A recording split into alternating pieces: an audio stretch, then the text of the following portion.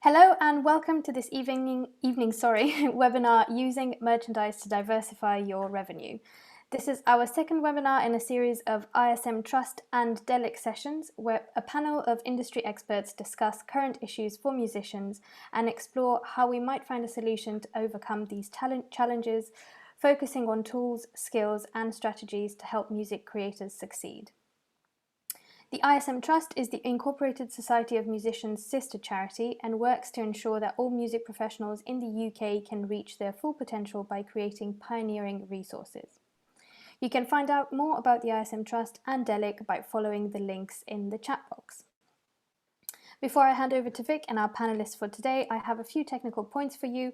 If you experience any technical difficulties, such as sound quality issues, please let us know in the chat box and we'll attempt to resolve the issue.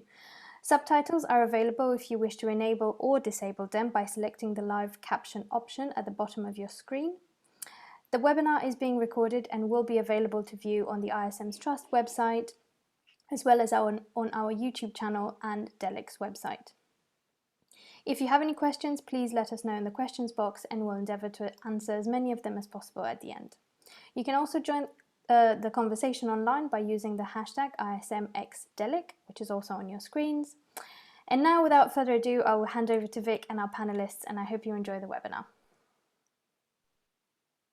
Thank you very much, Maria, and thank you all for joining us. Yes, it's an ISM Trust and Delic session number 2 in our sessions, the second series. And tonight or today, this evening, whenever you're watching, you might be watching this again, we are discussing using merchandise to diversify your revenue. Now, for many years, musicians sold merch like t-shirts, tote bags, posters, hats, and so on, simply as a way to make extra cash. But when fans stopped buying music, they flocked to piracy sites, they started using huge streaming sites and so on. Merch sales took on a new importance. Artists of all sizes now need to bring in additional revenue, especially those starting up in their career. Today, we look at the environmental cost of creating physical products and how musicians can earn responsibly, while discussing some of the most successful examples of fan merch in recent memory. My name is Vic Galloway. I'm a BBC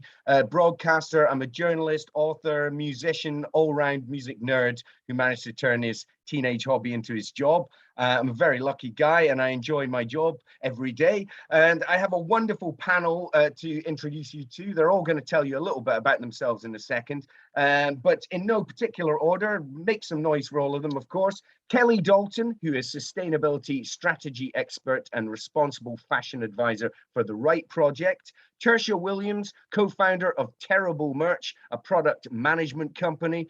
Fiona Finteo, who's a multidisciplinary creative designer, DJ, and co-founder of the Slug Wife label. Chiara Badiali, who is knowledge and sector intelligence lead at Julie's Bicycle, a non-profit organization helping the arts and culture take action on climate change. And the Delic CEO himself, John Maxwell Hobbs. Hello, folks. Good to see you all. Hi. Hi.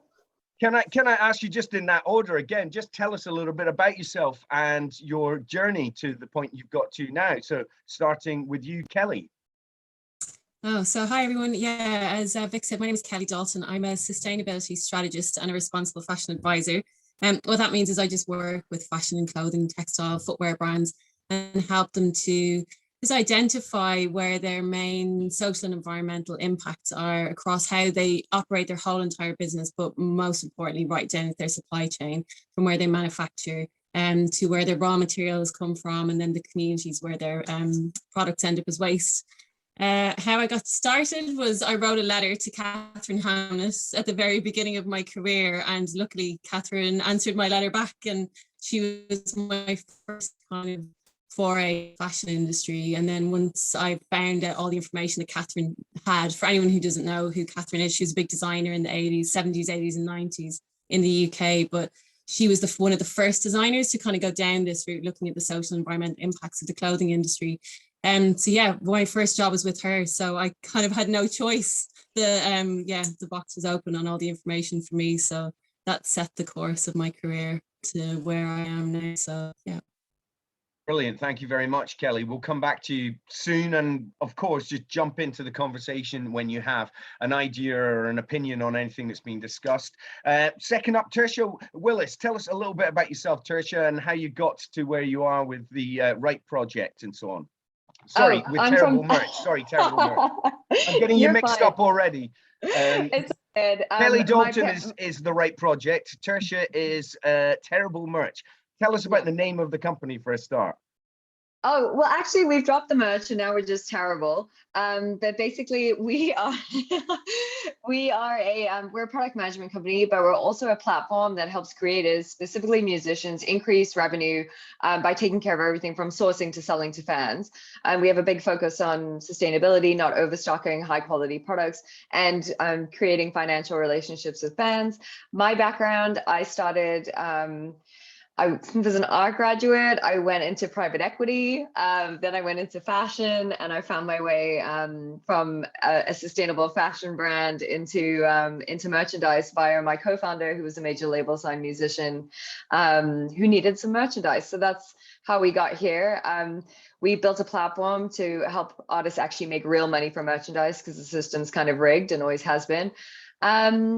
And yeah, like, but the thing that we do is just really, we're obsessed with music and content and the markets that exist in, and we really want to help artists and other creators now make a living from like their music or their creations, which is impossible when the tech giants have raided the value of content everywhere else. Wow, what an interesting journey you've had already. And just out of interest, why Terrible? I mean, it seems like the worst possible name for a company, but it's obviously working for you. Yeah, it's definitely working. It's a little bit postmodern. All merchandise was really terrible when we started, so we figured we'd start at the baseline. And actually, we make some of the best quality merchandise in the world, so we can call ourselves that without any worries. Fair enough, fair enough. Well, I'm sure you're going to have loads to talk about in our discussion. Fiona, over to you. Tell us a little bit about what you do, because you seem to do a lot of different things. That I do. I co-founded Slugwife, which is an independent record label and collective that's based in Bristol. Our music is more like underground dance music, and then with a little bit of mix of hip hop as well. So it's also like a mixed bag. Just imagine like a group of friends who love metal, hip hop, and jazz, and then making electronic music. That's like basically what we are. But my journey, music has always been just really part of my life, and I've always just liked drawing. So I started going to a design school, and in design school went into photography. And then after a while, I decided to come to the UK 10 years ago to go into film school. So I became a camera technician for a while. And I think like over time, I had to leave the country to get my visa to come back. And then, so I can't really work on set anymore. So I just kind of like defaulted back into graphic design, and then started up the label as like something to do with my husband and our mate. And ever since then, I've just been doing all the back end, the admin. I did the branding for it, and then it all just kind of like go from there, because like a lot of people who just saw my artwork, I just started making album covers and like merchandise designs for other artists, including for the label itself. And yeah, I've just been like dealing with merch and just researching on a lot of different platforms to use, and this is where I am now. Yeah, cool. Well, I love the sort of aesthetic of Slugwife, but again, I have to ask you about that title. Where does that come from? Slugwife. Well, literally, like, it just came from nowhere. It's just one of those nights where we all just chatting about, we just wanted to, I think we were like trying to merge like words that don't match with each other. It's like with like an animal and then a body part, just some kind of like half thing. And then Slugwife was like the one. It just felt right. Yeah. Cool. Well, it's lovely to have you with us this evening as well. Chiara, tell us a bit about what you do. I've given you a brief introduction, but I'm sure you can tell us a bit more. Yeah, thanks. So Julie's Bicycle was set up actually from within the UK music industry nearly 15 years ago now, to kind of support the industry to take action on climate change. And that's still what we do, but we now also work across the wider sort of performing arts and creative community, doing everything from consultancy, sort of providing free guides and resources, providing advice, and sort of pulling together networks, and basically making sure that we mobilize as many people who work in the arts to take climate action as possible. And I ended up doing that. So I'm a science graduate originally. I was going to run off and try and save the wolves. But then somewhere on the way, I spent a little bit too much time at the Portland Arms in Cambridge, and also really fell in love with live music. So I went off to do that for a bit, and landed at Julie's Bicycle, which brings those two things together. And I haven't looked back since. That's been the last 8 years of my life. So it's great to meet everyone. Yeah, and it's great to have you here as well. And I think we'll come to the kind of environmental impact of merch and what we can do to improve the way we live our lives and what we do as musicians and so on slightly later on. But I think we'll start with talking about merch. But last but not least, John, tell us a little bit about your journey and a little bit about Delic itself and what you aim to do with Delic and how you got here. All right, let's see. Well, I'm a musician. I'm a technologist. Vic and I met at BBC Scotland when we were both working there. I have worked in the mobile internet. I've worked in the club scene in New York City, and I did sound at places like CBGB's and The World, and also played in venues like that. Worked as a roadie, which will come to a little bit later because there's a merch story right there. And then my road has brought me to Delic, and Delic is a platform that is designed to support musicians in the creation of music all the way from idea to release. And we handle file transfers, asset management, tracking rights and attribution, which is extremely important for musicians in order to get paid, and handling tasks and pretty much everything that you need to do to create a piece of music other than play and record. Okay, well, I'm sure you can bring in Delic's perspective and point of view during the course of the discussion as well. Like a brilliant panel, and for everyone watching, can I just reiterate what Maria said at the beginning, which is if you have a question, perhaps we haven't covered something in depth enough for you, or we haven't covered something that you want to talk about at all, or maybe you want to get more specific about something, or just whatever, from the most simple to the most complex, please put a question in the Q&A or chat box. We'll chat for about half an hour about various different subjects, and then we'll come to your questions in the last 10-15 minutes. So get involved, get your thinking cap on, just anything that you want to ask our illustrious panel about merchandise and diversifying your revenue. It's up to you. Okay, John, I'm going to start with you actually. As an artist, and everyone has a portfolio of work nowadays. I mean, I'm an artist, but I'm also a broadcaster. You do lots of different things. You're running Delic, but you're also an artist. I mean, big brushstroke question to start with. How important is merchandise to the artist and to you at the moment? It's become more and more important just simply because of the nature of the way people consume and listen to and purchase music has changed so dramatically. Actually, about a year ago, I saw, and my jaw just dropped, I saw vinyl and CDs as referred to as merch. You know, all of a sudden, ancillary product, little objects that you have as well as the music, because we all get it in, you know, it comes to us out of the ether now. Fortunately, unlike about 10 years ago, people are paying for it, which is really good. And that's one thing that, you know, we need to stress over and over is, as an artist, you should be paid for the artistic work that you're doing. That is the essential core of what you're doing. It's not a loss leader to sell t-shirts. The good news is it's flipped over, and more artists are starting to understand that now. You know, it was just the conventional wisdom that nobody would ever get paid for music again. that's changing, which is really great. But merch is a fun thing. And I mentioned I worked as a roadie for the band They Might Be Giants when they were on the tour for Lincoln, which was their second album. They were still, a small band. The entire tour was the two members of the band and the two road crew, all of us who happened to be named John. And as a road crew member, I was the monitor engineer, the driver, the guitar tech, and after the show, John Gurnan, the sound engineer and road manager, and I would grab a big flight case and run to the back of the venue and sell merch, which was the CDs, tapes, vinyl, and T-shirts. And then, I have a little artifact here. This is a mug that says They Might Be Giants, a coffee mug, because Excellent.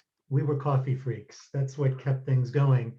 And John Flansburgh, the guitar player prior to the band, had been a graphic designer. So this is actually his artwork. And for some reason in the middle of the tour, this idea seized him and we got boxes delivered to us by the manager, and these sold really, really well. Everyone loves a mug. I mean, people Yeah. come around to my house and they go, "Oh God, even your mug cabinet is rock and roll," because I've got loads from different bands. Either people have given me or I bought, or people send me and so on. Yeah, why not? Have a mug. I think they're good. I certainly, buy a band's mug if I like them.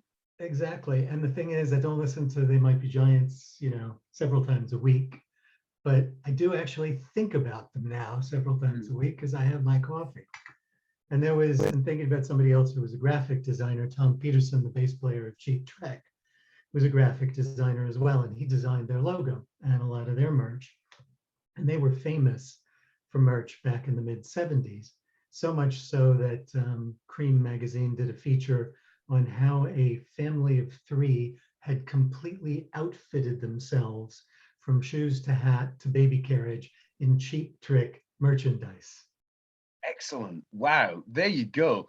It's funny because although I bought merch from the very first show I ever went to, age 12 years old, unbelievably, I managed to buy a t-shirt at that show and I still have it as well.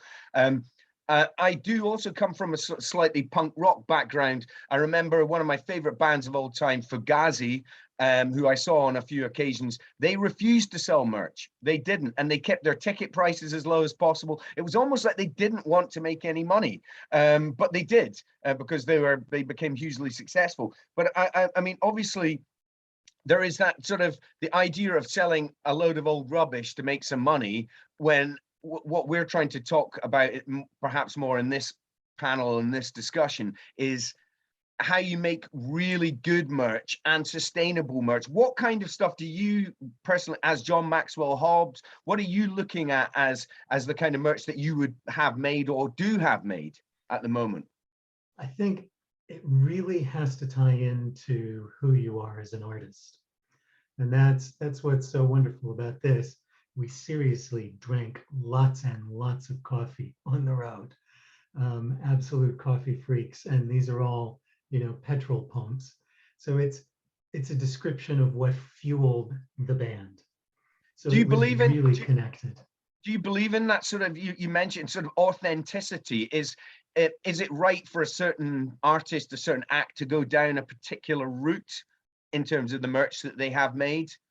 You wouldn't, as if you're a serious kind of artist and introspective songwriter or whatever, you don't necessarily want to have, I don't know, sparkly underpants on the merch store. No, I don't think you just want to go on and sort of stick your logo here, on one of these sites that allows you to churn out really cheap merch. It really has to be something that means something to you, and because then it will mean something to your audience as well. Well, that brings me to Tertia. You're an expert on this with Terrible. What's available out there? Because I mean, the vast majority of gigs are t-shirts and tote bags, and I could probably build a mountain out of tote bags. I've got so many, but you can tell us about what else is out there. Yeah, I mean, first of all, we should never be buying any more tote bags. You have to use one 300 times if you actually want to make it like worth your investment. And I guarantee you probably have 300 tote bags you've used once rather than the other way around. But yeah, the products, we make products that are relevant to the artist and to the audience. So something that will form like a relationship between the two. Every artist is different. Some artists can sell tons of mugs and can't sell any t-shirts. We've made all kinds of things. We made money for Heady One. He has a lyric that says his head's shaped like a 50p coin. So we made him 50p coins, which he sold for £10. We've just made some little resin bobbleheads that are a little more sustainable rather than plastic ones for Danny L. Hall.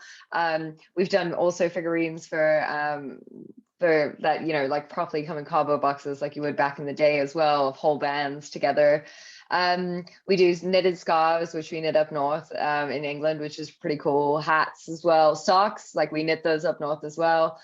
Socks are a big one for the 6 music dads because they don't necessarily, they can't wear their t-shirts to work, but they, you know, they can wear their Black Country New Road socks to the office when they go back.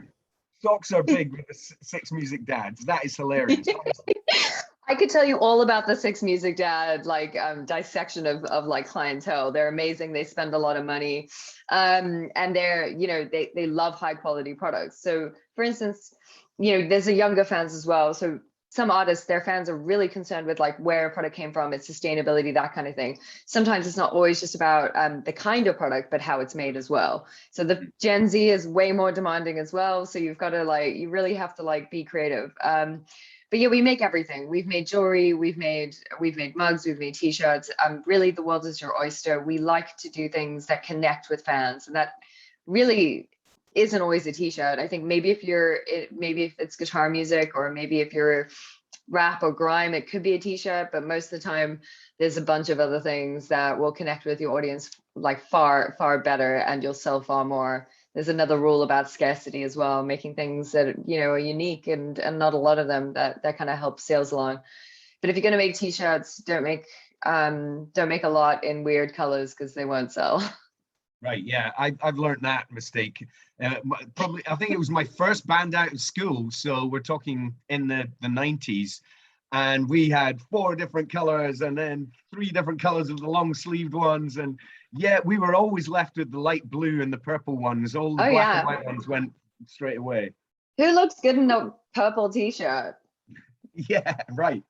Like, although I was wearing a purple t-shirt the other day, so I apologize for that. Maybe you look good in a purple t-shirt. Maybe that's why you made them. Nah, I don't think so. You're probably right. Now, what I'm interested in is knowing that there are all these products out there. How do you sort of align one artist? How do you find out that one artist sells mugs and another artist sells t-shirts? Because I mean, my band have just put out a record. We'd quite like to get some merch done to obviously make us a bit of money and so on. Are we a t-shirt band? Are we a mug band? Are we a figurine band? Probably not. You know, how do you work that out? Well, it's your budget and it's the audience data. You know, we know what bands sell what in what genre in what territories. Like we have that because we kind of manage the entire process from sourcing to selling. So we understand that you can sell yellow t-shirts in Berlin, but you really struggle to do that in London.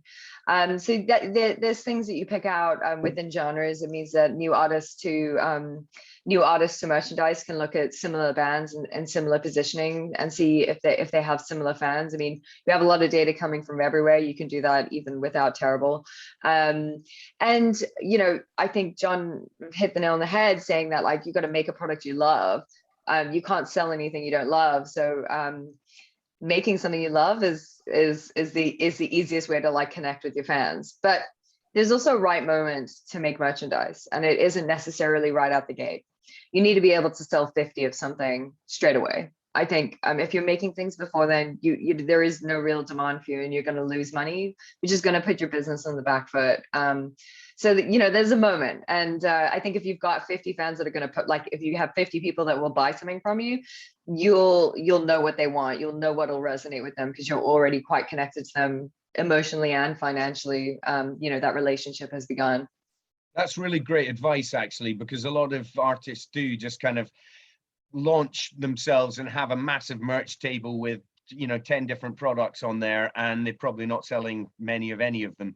Yeah. What about, we're hopefully getting back to live gigs and festivals and everything again, but while people are still, and maybe for the foreseeable future, live streaming, what's a good way of being able to sell merchandise through that? I'm sure you've had to adapt to that. Yeah, I mean, so for live streaming, I feel that a great way to be considerate and kind of make something special for live streaming is doing something via pre-order. And you could sell your old merchandise that hasn't sold before. You could possibly reprint on it as well to kind of make it new again. But for us, how we handled live streaming over the pandemic was we ran pre-orders on things.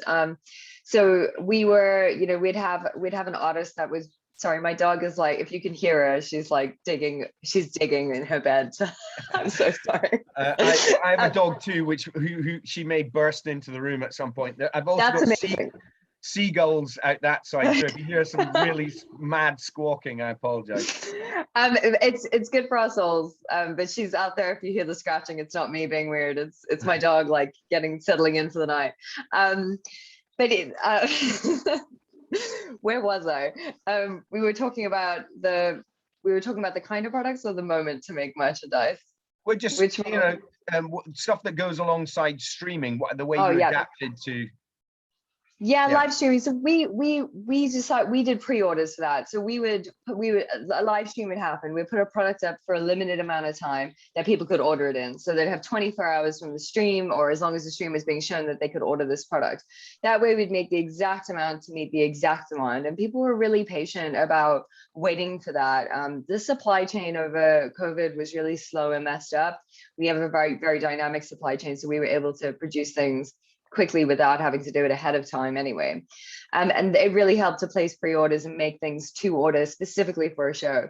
The things that were selling really well were, this is ridiculous, tea towels, because everyone was at home. That was like a big seller, which is like one of my worst products. I'm like, I think we can do better. T-shirts sold really well, and loungewear, we sold tons of like tracksuit bottoms, loads of those, especially in the first part of lockdown. Scarves we sold a lot of, which I guess because everyone was out walking as well and it was a bit chilly, like at certain points over Christmas, but they also make great gifts. Sweatshirts as well. I mean, loungewear was huge. Like we were like, last year we like everyone was dressed head to toe in like band tracksuits. I'm like convinced of it. And taking their hot trays out the oven with their tea towels. That is bizarre. I do actually have a couple of band tea towels, but I thought they were the only ones in existence, but they obviously aren't. Just before I move on, Tertia, who do you think has had the best merchandise strategy that you've ever seen? I mean, perhaps alongside yourself, so, maybe you help them with it, or perhaps it's someone else. Oh, let me tell you my dream merch people. Golf Wang, Tyler the Creator, those guys had the best merch strategy ever. They created brands out of their business. Same thing with Daft Punk. Daft Punk never compromised on making incredible products that really connected with their fans, offering a diverse range, keeping it unique, even making the posters that they were advertising merchandise with as posters, so as merchandise, which is really good. Posters also sold really well during the pandemic and for live streaming, by the way. Right. Good. Anything that was like related to do with the home. But yeah, I think Daft Punk and like Golf Wang for the Odd Future guys, those are two really great merch games. Other ones are like my favorite stories are the ones where we work with the band from the very beginning and we develop an entire range. My favorite one that we've done that for is Black Country New Road. They change and evolve so often as well. It's always a new fresh kind of idea that comes out of it, which is really exciting. And they've got the 6 Music Dads, so they've got the best merchandise audience out there. And I love the 6 Music Dads. I don't want anyone to think that I love them. They're my favorite customer segment. So I'm not like playing them down. I think they're amazing. Well, this is the thing. I suppose you assume that with with popular music, you know, alternative music, whatever, that lots and lots of young people will be getting into it. And it's young people that drive the momentum, the fan base and so on. But actually, we're now living with people in their 30s, 40s, 50s, 60s, 70s who are still into rock and roll, and they're still buying records, and they've probably got more loose cash. More money. Yeah. Yeah, well, and even if they don't, they're the ones paying for their kids to buy merchandise for artists anyway. So you want to make products that they appreciate, because if it's going to be in their house or it's going to be with their money, they're going to want it to be good. I think you know, if you can buy your kids merchandise as well and it's great quality and you don't have to buy them other clothes, you know, you're happy about that. You're giving them, it's like two birds with one stone. Yeah. Fiona, I hope some of this rings true with you. As someone that's designed merch, what kind of stuff have you made over the last few years? Mainly, so like the bare minimum, which is like essentials, like t-shirts, sweatshirts. I've tried to design tracksuits, but I want it done in a very specific way, but I just don't have that side of resources in terms of like getting a supplier and like getting everything done, because they all have minimum order quantities. Well, maybe you and Tertia should discuss things after this panel. I was gonna be like, I'm gonna DM her, pick your brains. But lately, our most recent drop, we did like hats. So most of our fan base, surprisingly, they're all Americans. So there's a lot of there's different ways of like how Americans like to buy merch compared to like the UK people. I feel like our UK fan base, or just how I've noticed, they're not really like they would turn up at gigs, but merch is not really like the number one thing to go for. But Americans, I literally we get a lot of messages just asking for scarves, for socks, for lighters, because a lot of our fan base is based in Denver, because that's like our second home for a venue. And because weed is legal there, so they're always asking for like grinders and lighters, anything that's kind of like weed paraphernalia. I just want to say, on behalf of the ISM Trust and Delic, we do not condone the use of drugs of any kind. Just want to say that it's a family show, ladies and gentlemen. Sorry, continue, Fiona. Sorry. But yeah. Yeah, so I'm just wondering, how big an order would you make of, I mean, you're you know, an emerging brand, you're an emerging label, you're underground, you're alternative. How many hats are you getting made at a time? How many t-shirts? 50, 100, 200, 1,000? What sort of numbers are we talking? So that's the thing. Ever since we started up, we've only used platforms that are print on demand. So our very first one that we tried was DZ Jam. I think they're based in London, or like just UK. And then we moved on because there was just lack of products, and then just the quality wasn't that good. We've got like a couple of shirts that were just like misprinted a lot, and then that's the thing with like print on demand. We can't exactly see what our customers are getting. We only get like the first sample piece. We moved on to design by humans, and then now we're currently with Printful, after me looking at T-Mail and Printify, because I think Printful, for us, we want to use sustainable clothing or like recycled products. Those are my favorites. Like that's my go-to thing. So and I have never. And like Tertia was talking about pre-orders, do you do that sort of thing as well? Yeah. Because that seems like a great idea. It's like find out how many people want before you actually make them.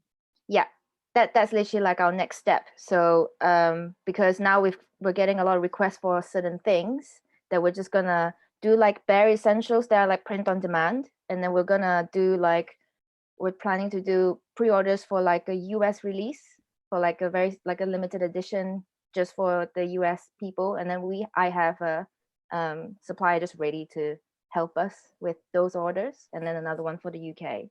And I feel like jumping on Tertia's thing about like the timings of like your products and stuff, and because we're quite active on Facebook and Instagram, so we run polls like once in a while and asking people what they want to see. Sometimes they want very specific designs of like some of the album covers that we have on our roster to be printed on something. Everyone wants different things.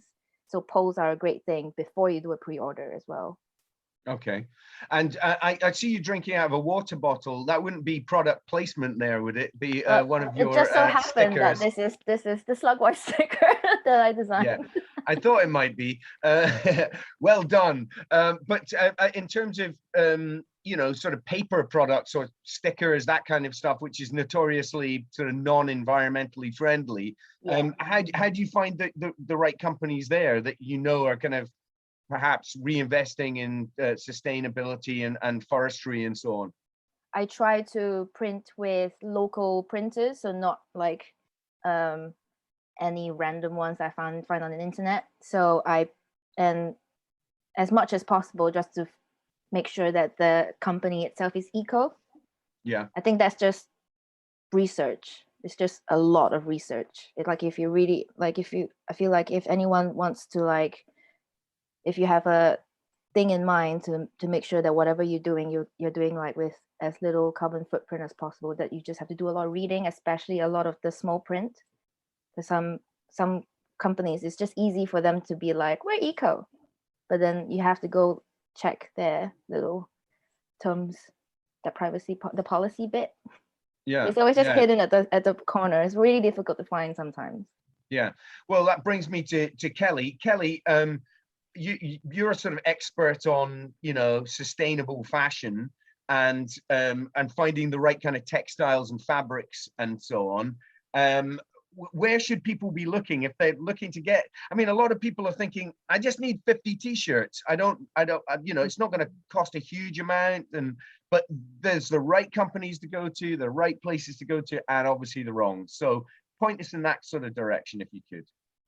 I think one of the best places to start, just picking up on what Fiona just said about education. That's a really important point. So I think if I was starting out to make merch, I'd take a step back first. And I think it's about realizing your kind of responsibility as someone who's entering into a product manufacturing industry, because you're now stepping into the whole other industry. So if, you know, the musical and that involves people in different countries, people in factories, people in dye houses, people in cotton fields, people in forests, you know, all of these other people that even if, I mean, when you're making 50 pieces, it can feel overwhelming that you have a degree of responsibility for all of these kind of people along the way.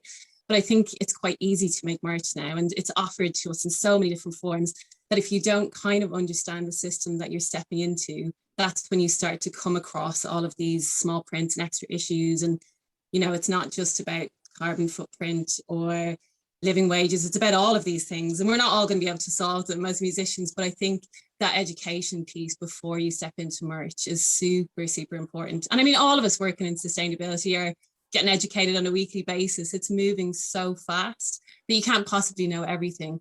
But I do think it's really important when you're looking at merch companies to check out the environmental side, but also really importantly, the people side. So, you know, the countries that your products are coming from, and not just where they're manufactured, you know, if it's a cotton t-shirt, where that's coming from. Can the company tell you if people are being paid a living wage? Can the company tell you the conditions of the people in those supply chains? Because it's just such a massive knock-on effect, you know. And I think lots of us, particularly in the music industry, we'd like to champion and support different causes, charity causes and different social causes. But actually, there's a huge knock-on effect within the fashion and clothing space of all of these different issues down supply chain. So women's issues are huge in the fashion industry and clothing. So you'll get this, like, thought around 75 million people working in clothing supply chains. Most of them are women between the age of 18 to 35 who are living in poverty conditions with lots of exploitation. And yeah, clothing in the fashion industry props that up hugely by churning out product at such a fast rate. That's not to say we shouldn't make products, but to Tertia's point, it's just checking out the type of products that you are making and checking out all those conditions. So I don't want to call out one kind of particular company over another, but just to make it super accessible for everyone. I think it's just to give yourself a really basic education first. And then you start to be able to pick out, oh, that's what that company is saying is good, or these guys are just talking about the environment, but they're not talking about the social side. Why is that? Let me ask them a few questions about that one. And I mean, there's a bunch of free courses online that we'd be happy to share afterwards. covering the basics of, if you're getting into the clothing industry, what you should be looking out for. Fashion revolution is one, fashion values is another if people want to look it up. But yeah, I do that first. And then if you see merch companies, you kind of become a bit of an expert yourself and start to research properly over time. And what about waste? Because I mean, Tertia was talking about recycling old merch, but not everyone's going to be able to do that. Or perhaps the band or the project breaks up and you've suddenly got a spare room full of bits of vinyl and t-shirts and stickers and this, that, and the next thing. I mean, that's got to be a consideration as well. Are there places that will recycle merch? So again, so I always go to big macro issues first, but like I mean, the fashion industry alone, it's thought by 2030, there's going to be the equivalent of 500 billion t-shirts produced annually. And at the moment, there's no large scale solution to deal with those products when they become waste. That's only 8.5 years away. So that's a huge amount of products. What is happening, I mean, people will have heard lots of chat about circularity, and the kind of most perfect circularity is that your product, no matter what it is, whether it's a t-shirt or a mug or whatever, can be broken down and turned back into an equivalent product. Now there's loads going on in the background to try and make that technology scalable so that all products everywhere, this will be an economy that we'll have down the line eventually. But for right now, what we have is in front of us. And it's what, Tertius and Fiona both said, make what is relevant for you. Don't make in massive volumes. Try and predict the amounts that you make with polls and stuff like that. So you can do the bit up front is quality and your own volumes. But then when it comes to kind of recycling, it's just about being a bit smart about it as well. Can you do a collaboration with someone and turn it into something else? Can you resell stock, like Tertia mentions as well? And provide information to your fans about what you can do with them afterwards. There's loads of different websites like Love and Not Landfill. They give information about it. The Clothes Doctor is another one. They're mostly UK based, but they give information about how to wear and care for your clothes and where to recycle. But in terms of like ultimate large scale recycling, proper recycling, it doesn't really exist at the moment. You can like have things that can be downcycled, t-shirts can be shredded into rags and used for stuffing and mattresses and all these kind of industry things. I think if you're working in small volumes, I would never tell people not to worry about waste, but ultimately down the line, the issues with the clothing industry, it's just going to be regulated. There's going to be extended producer responsibility regulation that's going to come in. It's actually being looked at next year by the government. That's just going to come in and just like clean the boards, and there'll either be fashion taxes on product or some sort of investment into recycling infrastructure. So not that I don't want to freak everyone out too much about waste, but it's definitely from the big scale right down to the smaller things that you can do. But starting off with your volume and your quality are the two things straight away to kind of be responsible for the flow of product that you're putting out there, and not be, especially when products come to you cheap, not to kind of go, oh, just do 100 of this and 100 of that, because it is only a 5. If it is those kind of price points and those volumes, you need to be asking questions about why it actually is that cheap in the first place. Yeah. That's been my So go on. that's been my constant dilemma, because there is cheap clothing, and then that can give us, like, for some people it could give them like a higher profit margin. But I, for example, my thing is to look for sustainable stuff, but also high quality stuff, like Tertia said. But if you have high quality stuff, which means that your merch is more expensive. But then that also means that if you're paying more for it, it will last longer. So that could be less merch. It could be just something that people can wear for so much longer, or use for much longer. There's also the thing about actually the kind of products you use. I think Diet Prada did a thing the other day with what polyester does to clothes, and polyester in clothes is completely unbiodegradable, whereas cotton eventually does just disappear. So there's things about removing plastic from your supply chain is a very simple thing to do. It's more expensive, and you do risk like a little loss with your fulfillment and that kind of thing. But removing plastic is a big move that could save a lot of things, because it's not actually just what's in the items you're making, it's how they're packaged and how they're shipped. And like it's the whole supply chain. I think Kelly said it comes from everything, from the type of ink used as well. If you use a certain kind of ink on a certain kind of t-shirt, it's not recyclable, and it never will be. If you overstock, you probably aren't going to sell 100 of anything, or you're not going to predict the sizes accurately. You'll probably sell like 30% and be left with that. So actually, if you only bought 30 or 33 of that, you'd make more money if you didn't make the rest, even if you charged a higher thing. Overstocking is like, it's just such a simple thing to solve it right at the beginning, like make what will meet demand. And we have data. We have the data for it. We can do it. Yeah, no, it makes complete sense, and it's just not a waste of money.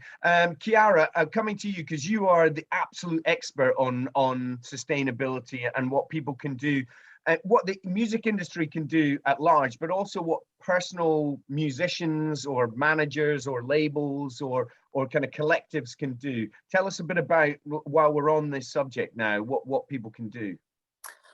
And I think I want to go back a bit to that point on authenticity as well that we started off on, which just linking that into that is sort of your merchandise is an extension of what you stand for as an artist. And I think if you are an artist and you care about climate and the environment, which hopefully most of us do, I think your first step is just having that conversation with everyone around you and who works with you, whether it's your management company, your label, anyone else, to just bring it up and to make sure it's in everyone else's mind as well when they're making decisions with you or on your behalf, that this is an issue that you want considered, and you sort of give permission to other people to ask those questions for you as well.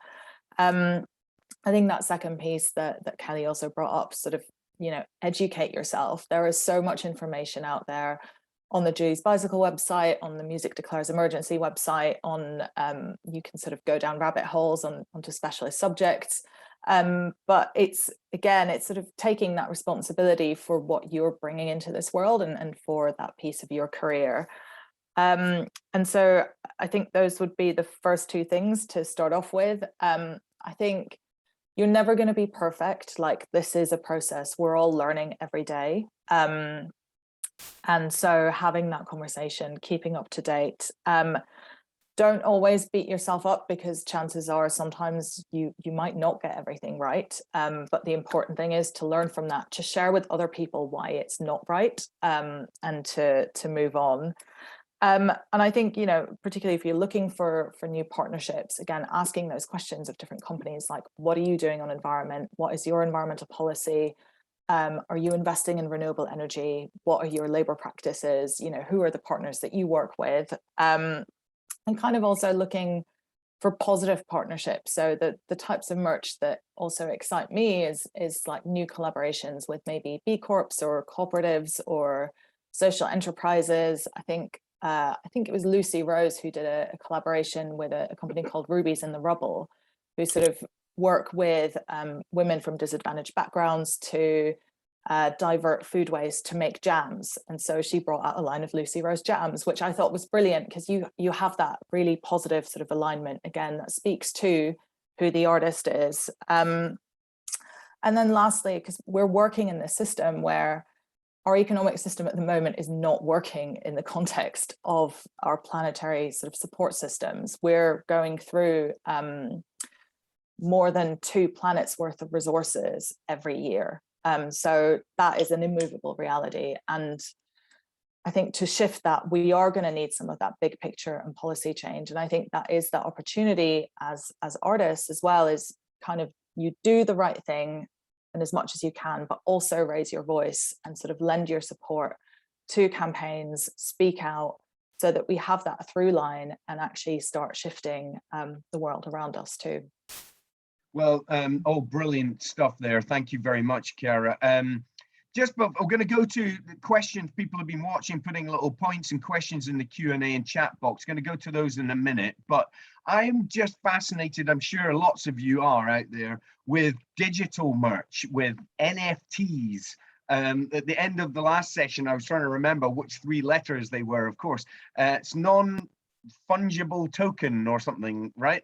Does anyone know about the kind, if people don't actually want to make physical t-shirts, posters, hats, mugs, stickers, etc., and they're spending more and more time online, what's a good way of making digital merch? Maybe Tertia, maybe you know about this, and also Chiara, Kelly, anyone, just chip in for this.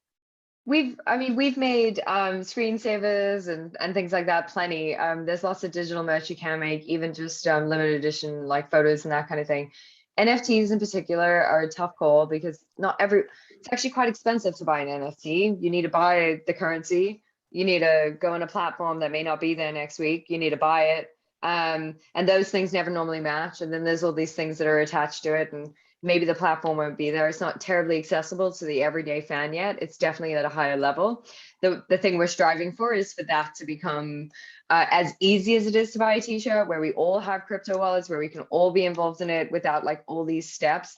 I'm sure you guys probably saw like the big furore around Kings of Leon's fans. Sorry to even bring them up, but their fans like not being able to, like, getting really upset with like the whole process of buying NFTs because it's just a little bit out of like the everyday grasp, and it makes it exclusive, which I don't think music is ever intended to do that. The other thing is the costs and everything of NFTs is, you know, partly parallel to that of merchandise anyway. So it's the same kind of business. But there's definitely ways to get creative, numbering things, making digital items. Cameo has proved that doing customized and bespoke videos is actually something that fans want. Yeah. You know, there are lots of ways, and every artist will have a way that they can connect with their fans. It's a little different. I think the most important thing about it is making something that you know, has a good business model to it, where the margin works for you. So your time is accounted for when you're making these things, which is applicable the same way to the NFTs. The time and resources are accounted for properly. But yeah, making things that there's lots of creative ways to do things. Like, you know, we've seen insane stuff happen in the pandemic, but yeah, at a base level, you know, songbooks as well. Like the one thing we had someone do was like downloadable PDFs of like their lyric books, but also like the kind of like actual notated music of that, which is a bit of a joke, but actually they sold 100 of them. So yeah. Kelly, Chiara, do you have anything to add to this as well?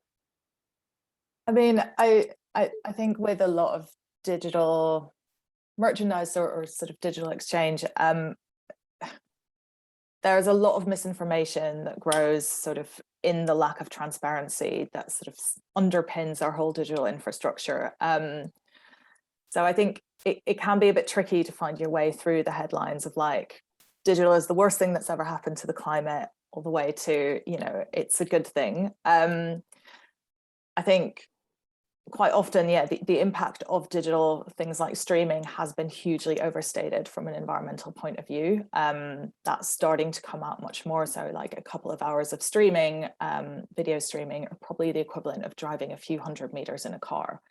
But that doesn't mean there is no impact at all. And so kind of being conscious, and if you are talking to fans, things like hanging on to laptops or electronic devices for longer, for example, because that's the waste of the supply chain. I think NFTs are a bit of a different story within that, because a lot of cryptocurrency at the moment is built on a thing called proof of work, which is hugely energy intensive, and is starting to distort actually energy markets. So certain fossil fuel plants being kept open to divert energy to mine more cryptocurrency. There are different sort of cryptocurrency systems coming online a little bit, but the most widespread ones are still super energy intensive. So I think that's just something to be aware of if we are talking about that market. That is quite technical. If anyone wants to talk about that more, I can share some info. I'm sure you could go down many wormholes with that. And I want to jump in a little bit on the NFT thing as well. Yeah, go for it. You know, as with any technology, you know, novelty gets a focus. You know, in 1900, you could go to a spa to get electric shocks for your health because it was the new thing. The focus on NFTs, and we are at Delic, we are doing research into a sensible way of using NFTs and associating it with music. I mean, part of it now, it's got the whole get rich quick scheme. It's also the music isn't the focus. It's all of a sudden you have to be a visual artist. Oh, and there's music. So that moves people out. And the main thing about constantly focusing on NFTs is, you know, it's confusing the tray for the meal. The meal is still music, and we need to focus on that. So NFTs will be used, and they've actually been used for quite a while. There are gaming platforms, exchange platforms that people are using NFTs without even knowing that they're NFTs. It's just a methodology. Yeah.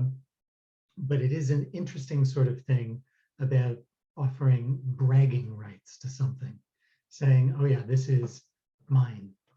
Comes very I'm much the from only person that owns this. There is only one, and it's mine. yeah, comes very much from the visual arts world, where something becomes more valuable the fewer people that have access to it. Now in Yeah. music, it's the other way around. A song that has only one person listening to it has no value whatsoever. It gains more value by the more people who can access it. So we're looking at other ways of using something like NFTs to support things like pre-sales or fans funding, fans becoming the advanced system that the labels aren't doing for indie artists now, things like that. So that through a Delic NFT, you could make an investment in an album that will be released. So Yeah. you've got a bit of bragging rights, but you're also not playing dog in the manger with it as well.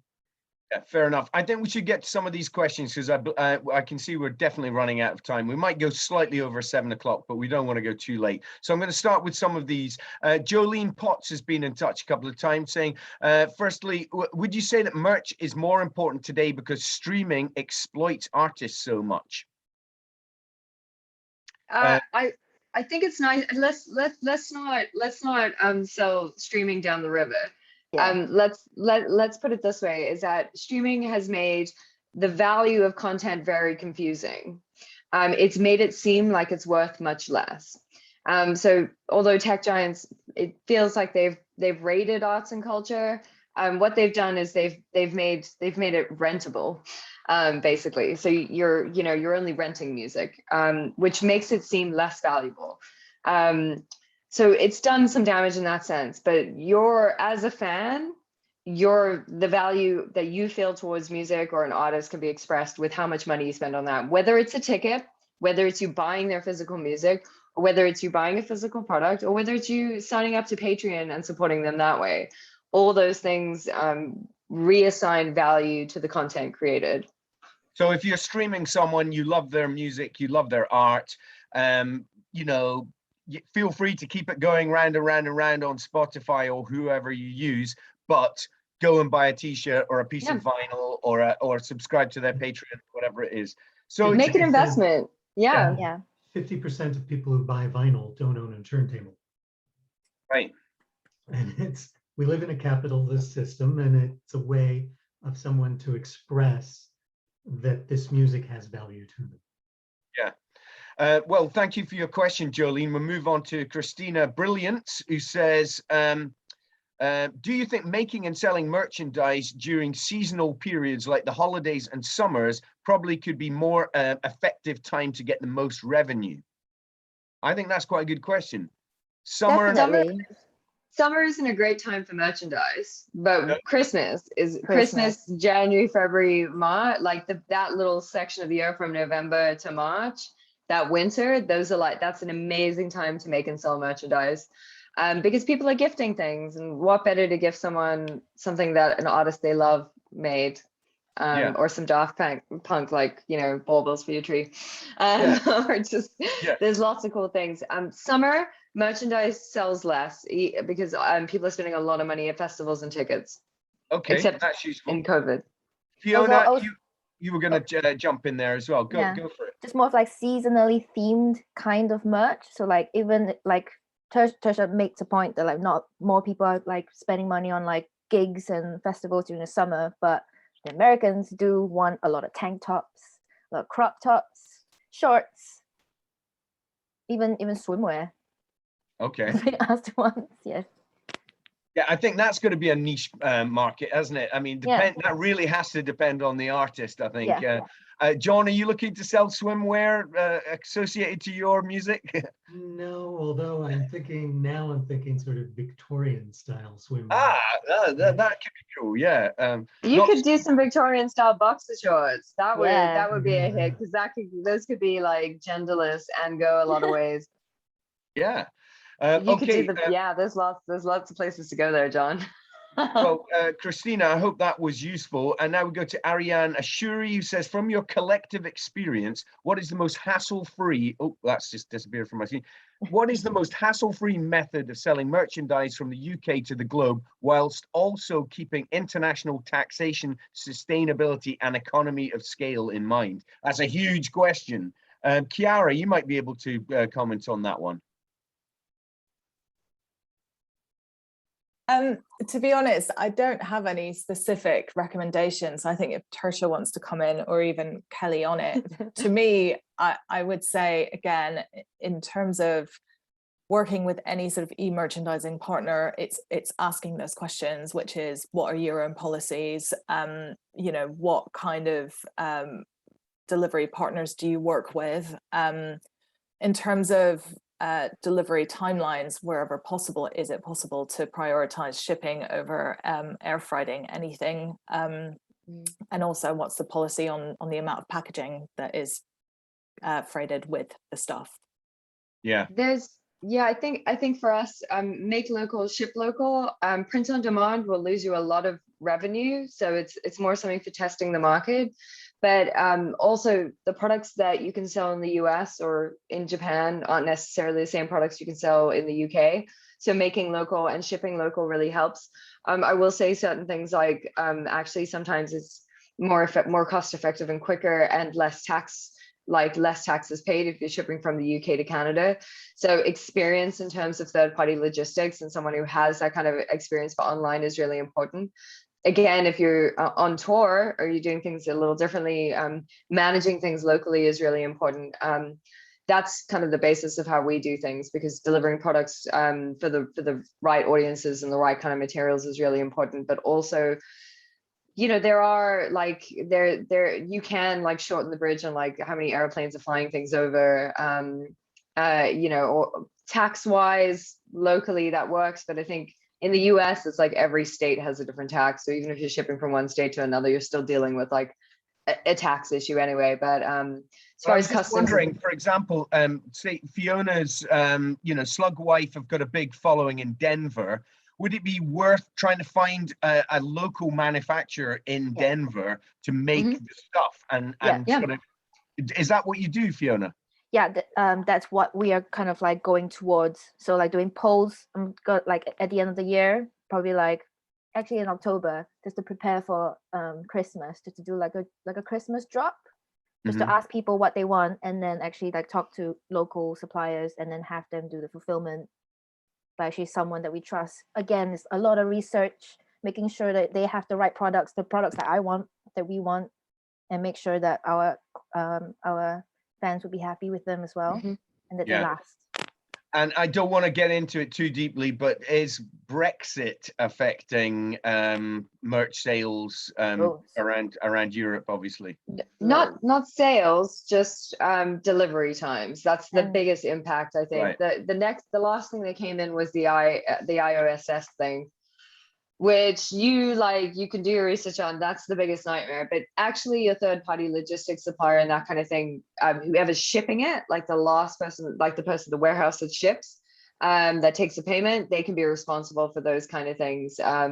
And it's just important, like with everything with merchandise, is ensuring that these extra costs and things are factored into your margins. This becomes part of your cost of goods.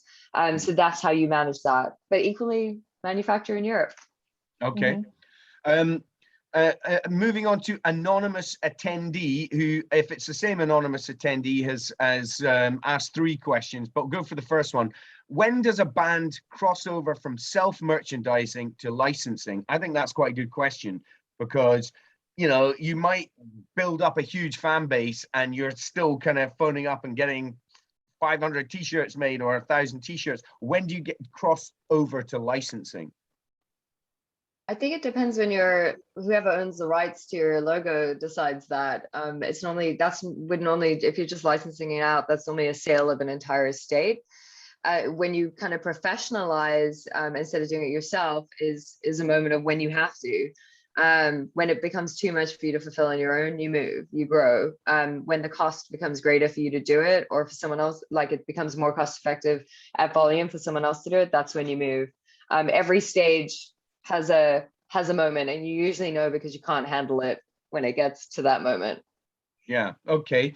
Another one here from anonymous attendee. Quality was the worst thing about band t-shirts I used to buy as a kid. 2 cycles in the washing machine of a Fruit of the Loom shirt and it would look 20 years old. Has that changed? Very much so. Yep. Fans demand it. Like, no one Yeah. wants a shitty like the poor quality t-shirt. No one's into it. If you wash your t-shirt twice and it doesn't come out exactly like it did in the first wash, your fan's gonna email you now. Like, you have to, it needs to last 10 years. And also for the planet, like, just, it's a t-shirt, like, come on. Yeah, yeah. And can sweatpants ever be sustainable? If they're 100% Kelly, cotton. maybe you can chip in on that one. Can you know, lounging pants ever be sustainable? I'm going to say something slightly controversial in that I don't think any product can ever be sustainable, even that word sustainable. I mean, as soon as you start to make something in this extractive economy, you know, Chiara was talking about earlier on, the word sustainable is nothing. When I started out, it used to be your materials, your manufacturing, but now we're looking at absolutely everything. So I'll set that aside. But if you want to make a better form of sweatpants, yeah, sure. I mean, like Tertia mentioned, you know, have a look at the label on the inside, or you know, of the product description, and see what it's made of. If it's 100% cotton, if it's 100% organic cotton, great. If it's 100% cotton, slightly better. If it's mixed with polyester, not great, can't be recycled, and it's also plastic, and there's all these kind of knock-on effects. So I think as well, educating yourself a little bit about the types of materials is one, but then also what you're looking at is how it's dyed, how it's processed. You know, if you've got a pair of sweatpants that have a big PVC logo on them, that's no good. I mean, it's a really tricky one because you kind of end up having to educate yourself about a lot to do with an industry when you just want to pick up a product when you get into sustainability. But actually, in some ways, it's kind of empowering. It can be cool to just go on this learning journey and learn a little bit more. So I know it was a really basic question about sustainable sweatpants, but it's not a straightforward thing. It's not a basic answer. Okay. I think we can do 2 more questions, and then we're kind of out of time, I think. I'm sorry if we've not got to absolutely every comment or question, but how about this one from Nigel Carling? He says, I'm looking to incorporate a merchandise shop in my new band focused music streaming app, which will launch in the UK, Europe, and North Africa in early 2022. We want to be carbon neutral from the outset. How can I achieve this with potential merchandise sales in this vast region? Who wants to go with that one? I don't think it can be carbon neutral. The sale of a product, I think, Kelly, you've said it, like the sale of a product is not carbon neutral. It would, I mean, I wouldn't promise that. I think you can aim for that, but I would never promise it. Yeah, like I mean, the best you can do is just go local, like what Tertia said. I mean, just to jump slightly there, the idea, and I mean, Chiara, you'll know way more about this than me, but is to keep things as low impact as possible. So reduce your emissions and make sure everything is efficient within your whole supply chain. And then you get into, if you absolutely have to offset emissions, then go down the offsetting route. But I would not start out by going, I want to be carbon neutral, because straight away you're jumping into offsetting, which is just nothing. It's planting trees or mangroves or whatever in random places. Chiara, I'll let you pick up there because I know you know way more about this than me. But yeah, I mean, I think again, it's sort of maybe controversial or not, I hate the term carbon neutral, because actually it trades on this idea that we can market and exchange a ton for carbon here for a ton of carbon somewhere else, and a lot of the time that just isn't true. I think if you want to create something that is really ethical, then it really is thinking about what you're going to invest into on this route to reducing emissions that we have now. And so that does mean, again, looking at your supply chain partners. If carbon emissions are a big focus, again, looking at, are the factories renewably powered? What is the plan for things like energy efficiency? But crucially also making positive investments. So can you make positive investments in climate justice instead, in workers' rights, in sort of, you know, even protecting, say, Indigenous rights and land rights and so on and so forth? For example, Indigenous populations around the world tend to actually take much better care of the forests than a lot of the monoculture offset forests that we've planted, trying to make things carbon neutral. So it's not always about buying the offset credits. It can also be about putting your money elsewhere. Okay. Okay. Never an easy answer, these ones. And I One wanna just- final question, I think, and then we'll have to say goodbye. Kenisha M has been in touch saying, as an authentic independent singer, songwriter, solo artist, I want to make merchandise that is not like everyone else, but connects to my music. Is it best to have merchandise that is different from others? And do you think it's harder to sell merchandise as a solo artist than a band? We've kind of discussed, merchandise being, particular to your music, but if everyone's doing t-shirts and mugs and hats and, socks, should Kenisha be doing that as well? Or what's your opinion, Tertia? I think you need to make a product that your fans will love, that you love. I think John has said it, like you've got to make something authentic, and that authenticity is making something that you love. And if you love it, your fans will love it. That there's a relationship that we had. Yeah, like maybe your fans, we've got an artist that literally cannot sell t-shirts, but they can sell 200 mugs in an hour. Like there's just something that will connect with your audience, and you normally know what it is, because if they're listening to your music, you already have a connection with them. You kind of have like this little gateway into their world if they're your fan, and that's a really special moment to capitalize on and actually cement the relationship. Once a fan invests in you, that relationship becomes real. They've made an investment, they'll keep coming back for you, but they're listening already. So there's, you got them. You just have to give them, you have to kind of just expand a little more on that. I think as a solo artist, it's probably much easier than dealing with like the vote of 3 other people to get a product over the line. I feel like we can. Sorry, Fiona, go for it. I feel like if it's your first merch, you can think about that one merch that you would love to have with either with your name on it or like your logo on it, but that one piece, and then make that and then just see how it goes, and then just have feedback with your fan base, and then just ask them, what else do you want to see? Because maybe you want earrings, like even jewelry. Other people like keychains and necklaces. Yeah. And do solo artists and bands sell different amounts? I mean, is there any difference? Or I think probably like some solo artists like Kanye probably sells more merch, like $27 million of merchandise on a tour. He's considered a solo artist. So I don't know. I mean, I'm guessing Metallica probably doesn't do that much on a tour. Maybe they do. It depends. I think it's about who the audience is. I actually don't think it's about who the artist is and how big the group is. Okay, well, look, you've all been fantastic, and we could probably talk for another hour about all of this stuff. There are so many comments in the chat box that I don't even know where to start. One just has popped in at the last minute saying, do button badges still sell? I've got absolutely billions of button badges and I still love them.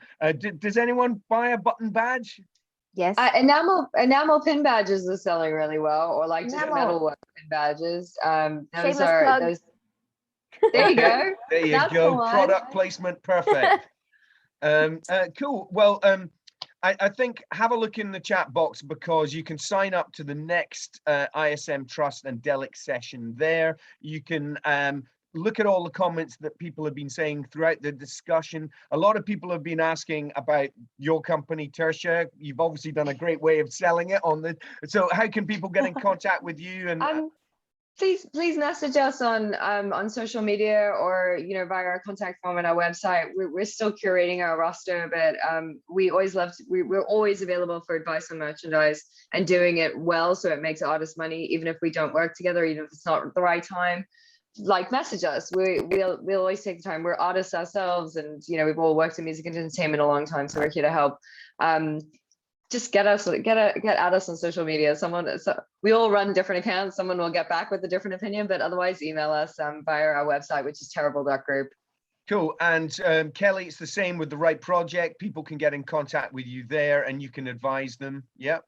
Yeah, exactly the same. You can find us on Instagram or on our contact form on our website, therightproject.org.